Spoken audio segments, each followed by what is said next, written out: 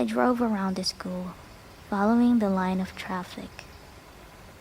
I was glad to see that most of the cars were older, like mine, nothing flashy.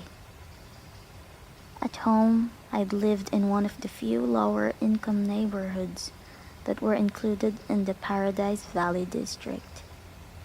It was a common thing to see a new Mercedes or Porsche in the student lot.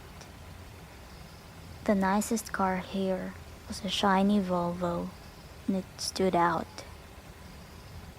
Still, I cut the engine as soon as I was in a spot, so that the thunderous volume wouldn't draw attention to me. I looked at the map in the truck, trying to memorize it now. Hopefully, I wouldn't have to walk around with it stuck in front of my nose all day. I stuffed everything in my bag, slung the strap over my shoulder, and sucked in a huge breath. I can do this, I lied to myself feebly. No one was going to bite me. I finally exhaled and stepped out of the truck. I kept my face pulled back into my hood as I walked to the sidewalk, crowded with teenagers. My plain black jacket didn't stand out, I noticed with relief. Once I got around the cafeteria, Building 3 was easy to spot. A large black 3 was painted on a white square on the east corner. I felt my breath gradually creeping toward hyperventilation as I approached the door. I tried holding my breath as I followed two unisex raincoats through the door. The classroom was small. The people in front of me stopped just inside the door to hang up their coats on a long row of hooks. I copied them. They were two girls, one a porcelain-colored blonde, the other also pale with light brown hair. At least my skin wouldn't be a standout here. I took this leap up to my teacher, a tall, balding man whose desk had a nameplate identifying him as Mr. Mason. He gawked at me when he saw my name. Not an encouraging response. And of course I flushed, tomato red. But at least he sent me to an empty desk at the back without introducing me to the class. It was harder for my new classmates to stare at me in the back, but somehow they managed. I kept my eyes down on the reading list the teacher had given me. It was fairly basic. Bronte, Shakespeare, Chaucer, Faulkner. I'd already read everything. That was comforting and boring. I wondered if my mom would send me my folder of old essays, or if she would think that was cheating. I went through different arguments with her in my head while the teacher droned on. When the bell rang, a nasal buzzing sound, a gangly boy with skin problems and hair black as an oil slick leaned across the aisle to talk to me. "You're Isabella's one, aren't you?" He looked like the overly helpful chess club type. "Bella," I corrected. Everyone within a 3-seat radius turned to look at me. "Where's your next class?" he asked. I had to check in my bag. Government, with Jefferson in Building 6. There was nowhere to look without meeting curious eyes. I'm headed toward Building 4. I could show you the way. Definitely over helpful. I'm Eric, he added. I smiled tentatively. Thanks. We got our jackets and headed out into the rain, which had picked up. I could have sworn several people behind us were walking close enough to eavesdrop. I hoped I wasn't getting paranoid. So, this is a lot different than Phoenix, huh? He asked. Very. It doesn't rain much there, does it? 3 or 4 times a year. Wow. What must that be like? He wondered. Sunny, I told him. You don't look very tan. My mother is part albino. He studied my face apprehensively, and I sighed. It looked like clouds, and a sense of humor didn't mix. A few months of this, and I'd forget how to use sarcasm. We walked back around the cafeteria to the south buildings by the gym. Eric walked me right to the door, though it was clearly marked. Well, good luck, he said as I touched the handle. Maybe we'll have some other classes together, he sounded hopeful. I smiled at him vaguely and went inside. The rest of the morning passed in about the same fashion. My trigonometry teacher, Mr. Varner, who I would have hated anyway just because of the subject he taught, was the only one who made me stand in front of the class and introduce myself. I stammered, blushed, and tripped over my own boots on the way to my seat. After 2 classes, I started to recognize several of the faces in each class.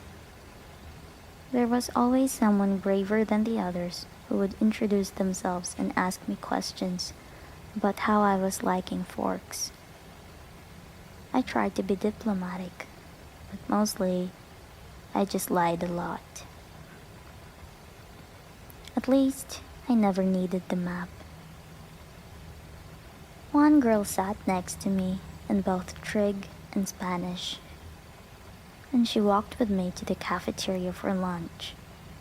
She was tiny, several inches shorter than my 5'4" but her wildly curled dark hair made up a lot of the difference between our heights. I couldn't remember her name, so I smiled and nodded as she prattled about teachers and classes. I didn't try to keep up. We sat at the end of a full table with several of her friends, who she introduced to me. I forgot all their names as soon as she spoke them. They seemed impressed by her bravery in speaking to me. The boy from English, Eric, waved at me from across the room. It was there, sitting in the lunchroom, trying to make conversation with 7 curious strangers, that I first saw them. They were sitting in the corner of the cafeteria, as far away from where I sat as possible in the long room. There were 5 of them. They weren't talking and they weren't eating, though they each had a tray of untouched food in front of them. They weren't gawking at me, unlike most of the other students, so it was safe to stare at them without fear of meeting an excessively interested pair of eyes. But it was none of these things that caught and held my attention. they didn't look anything alike. Of the three boys, one was big, muscled like a serious weightlifter, with dark, curly hair. Another was taller, leaner, but still muscular, and honey blonde. The last was lanky, less bulky, with untidy, bronze-colored hair. He was more boyish than the others, who looked like they could be in college or even teachers here rather than students. The girls were opposites. The tall one was statuesque. She had a beautiful figure, the kind you saw on the cover of the Sports Illustrated swimsuit issue. The kind that made every girl around her take a hit on her self-esteem just by being in the same room. Her hair was golden, gently waving to the middle of her back. The short girl was pixie-like, thin in the extreme with small features.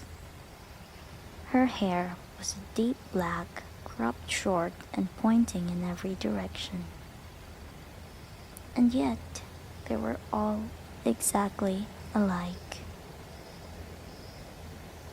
Every one of them was chalky pale, the palest of all the students living in this sunless town. Paler than me, the albino. They all had very dark eyes despite the range in hair tones. They also had dark shadows under those eyes, purplish, bruise-like shadows, as if they were all suffering from a sleepless night, or almost done recovering from a broken nose. Though their noses, all their features were straight, perfect, angular. But all this is not why I couldn't look away. I stared because their faces, so different, so similar, were all devastatingly, inhumanly beautiful. They were faces you never expected to see, except perhaps on the airbrushed pages of a fashion magazine, or painted by an old master as the face of an angel. It was hard to decide who was the most beautiful. Maybe the perfect blonde girl, or the bronze-haired boy. They were all looking away. Away from each other, away from the other students, away from anything in particular as far as I could tell. As I watched, the small girl rose with her tray, an open soda, and beaten apple, and walked away with a quick, graceful lope that belonged on a runway. I watched, amazed at her lithe dancer's step, till she dumped her tray and glided through the back door, faster than I would have thought possible. My eyes darted back to the others, who sat unchanging. Who are they? I asked the girl from my Spanish class, whose name I'd forgotten. As she looked up to see who I meant, though already knowing, probably from my tone. Suddenly, he looked at her, the thinner one, the boyish one, the younger one, perhaps. He looked at my neighbor for just a fraction of a second, and then his dark eyes flickered to mine. He looked away quickly, more quickly than I could. Though in a flash of embarrassment, I dropped my eyes at once. In that brief flash of a glance, his face held nothing of interest. It was as if